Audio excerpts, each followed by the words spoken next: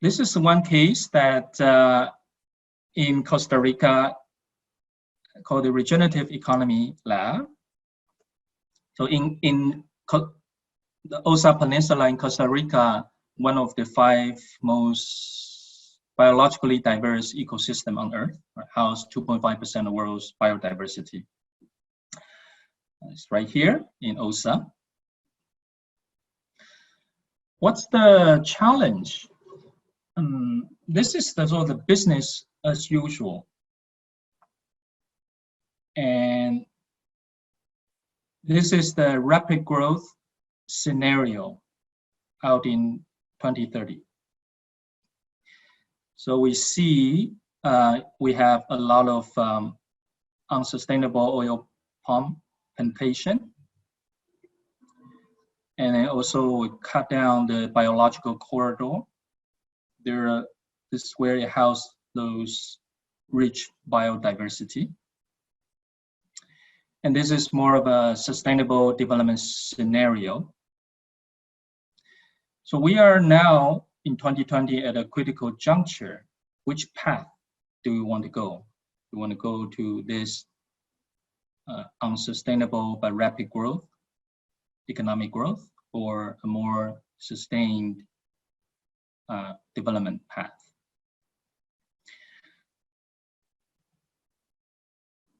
I was working, invited by Jenny Mankey, who is the lead in this project, along with many others, to form something called the Regenerative Economy Lab. We work with the local leaders to develop this regenerative blue-green economy and systems financing approach to conservation and sustainable development. So here are some of the members of the community. We created this big spaghetti map. If you guys, I know it's dinner time, so this could be your spaghetti for dinner. So we created this systems map and use it to analyze the system dynamics of the region and identify the root causes and the potential leverage point for collective action. I will walk through it. I just want to give you a visual sense of what a systems map could look like. And this is how you look like in an actual workshop. We could, after we interview the stakeholders, we map out the complexity of the issue, we then host workshops with the stakeholders, print out this large map, using it as a tool for dialogue to see the big elephant together. You use that for stakeholder engagement, validating the map, continue to refine the map, incorporating views, and identify where the leverage point might be.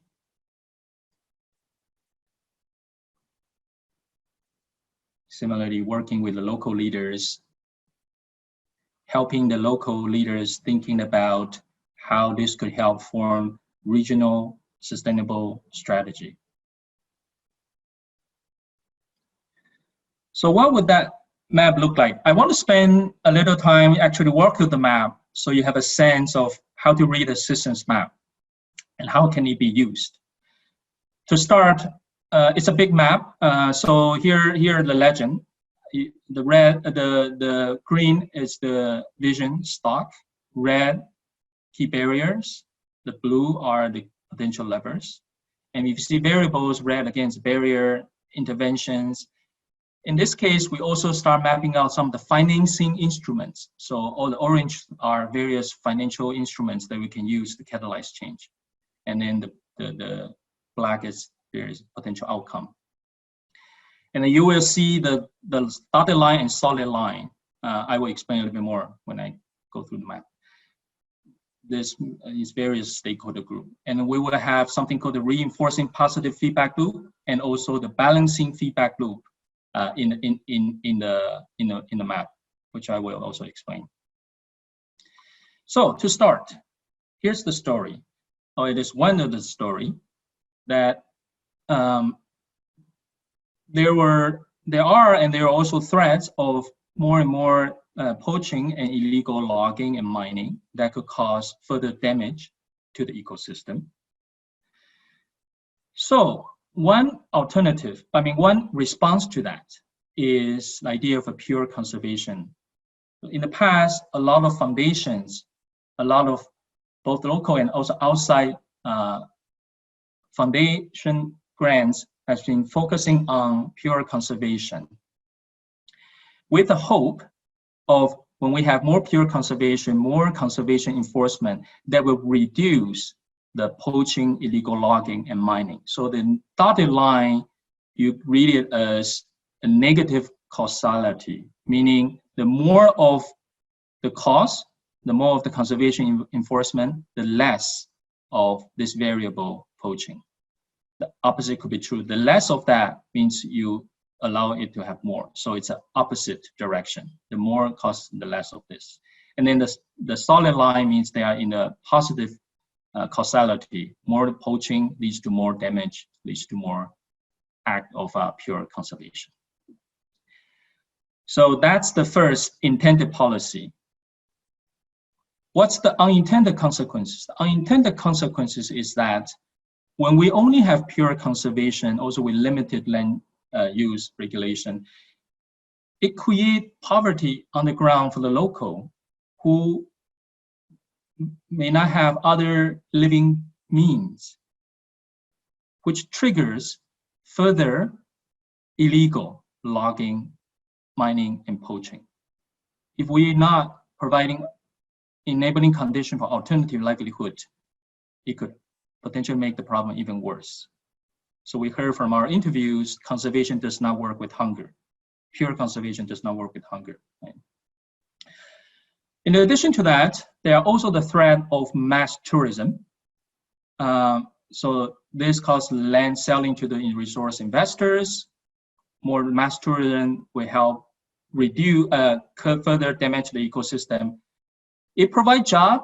However, it provides job to usually to the city people from maybe the capital coming over here as opposed to the local people, right? So limited local employment, which further exacerbate the poverty situation. Why are this is attractive? Because as we have more mass tourism, leads to more profit to the potential resource investors, leads to more tax revenue to the government, which enable more permit or to issue to mass tourism. Right? So there's another powerful reinforcing loop that incentivizes this type of tourism and the potential of having marina and international airport. So all this red are in a way mapping out the current reality, how the system is, and those various possible threats affecting the system. What are the alternatives? On this side, we'll begin to map out what do people envision the alternative economy be. And this is the idea of the regenerative economy, where starting out with a healthy ecosystem as opposed to damaged system, a healthy ecosystem leads to more sustainable businesses, leads to green blue economy, generate more local employment and sustainable income, leading to thriving community, which leads to more incentive for the local to steward their own ecosystem. Because the ecosystem it helps bring the living livelihood to the local. This is a very powerful reinforcing feedback loop. We name it the green economy virtuous cycle loop. Now, it's a wonderful loop in theory. How do you put in practice? There are still a lot of threats or barriers that hinders this. For example, on the ecosystem side, we have the threat of monocultural, the unsustainable oil palm, rice, field, and cattle leads to monocultural threat, logging, cutting down the biological corridor, and fertilizer pollution. All this have negative impact on the ecosystem.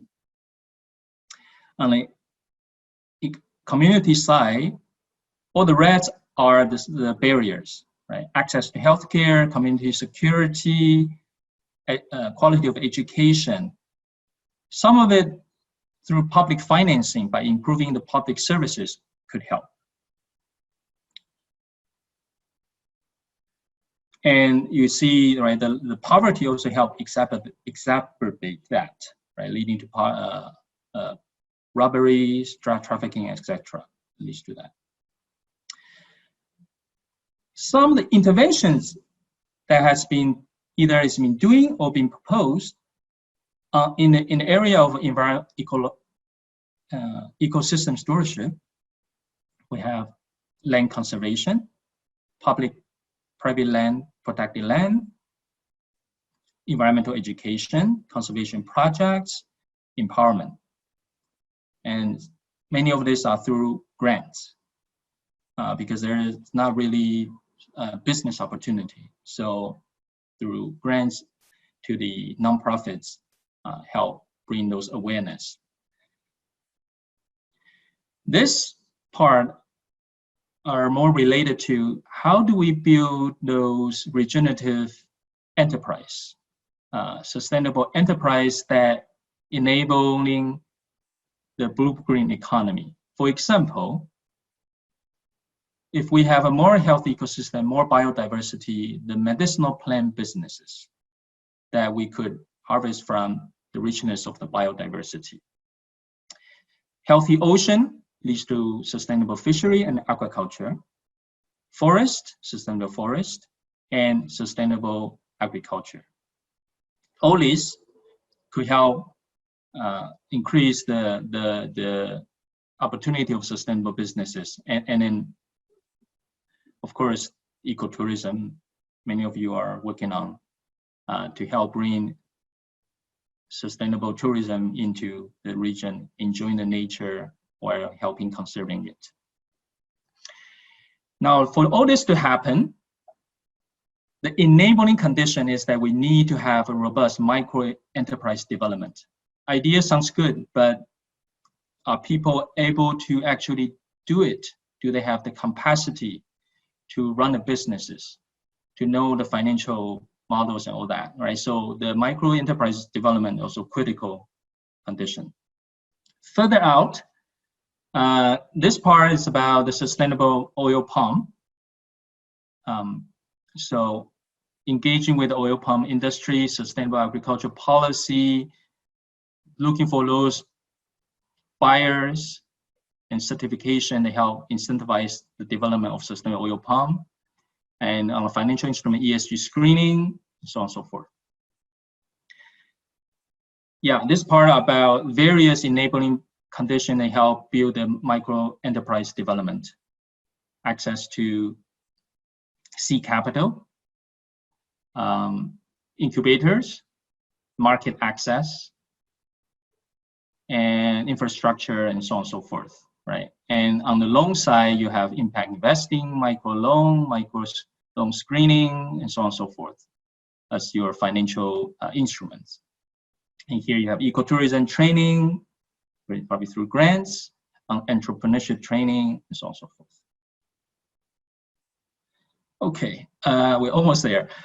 Now, so far we have not talked about government. Government, of course, play a critical role. So having an effective governance, critical, because it enables, for example, the sustainable municipal zoning law, land use reform, land title and settlement, and so on and so forth.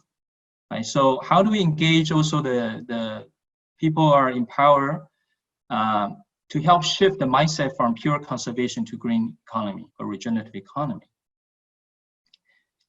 Demonstrating the results that also help them shift. This is a path to go. Especially some of the countries are much more lagging.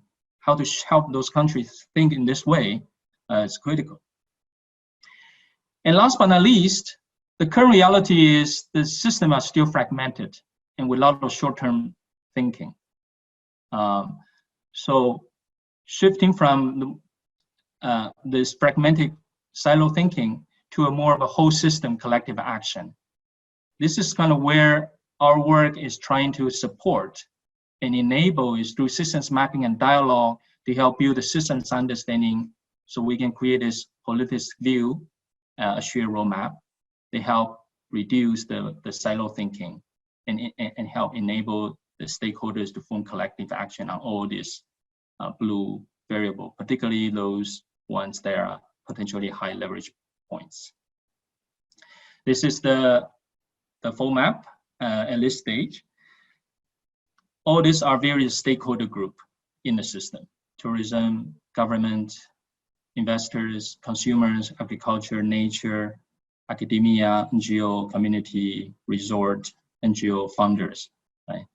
So this is an example of how to bring that elephant together. We all sit in part of it. The change agents working hard on each part, either on tourism, on agriculture, but we are all interconnected.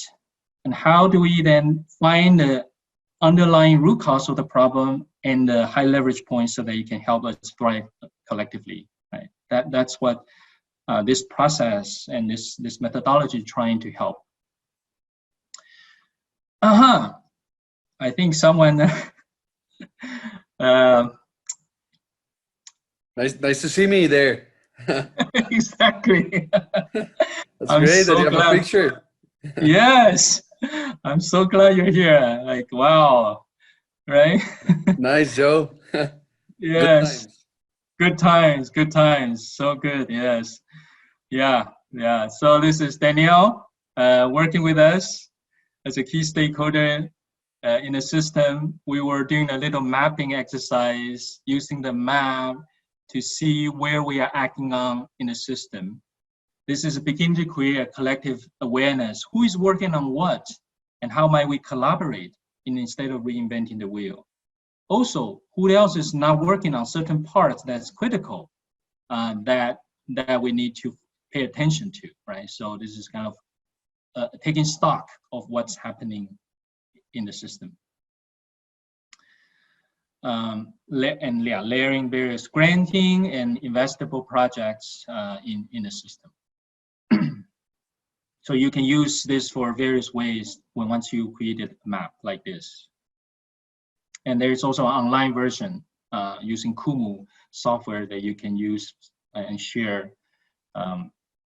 across the internet.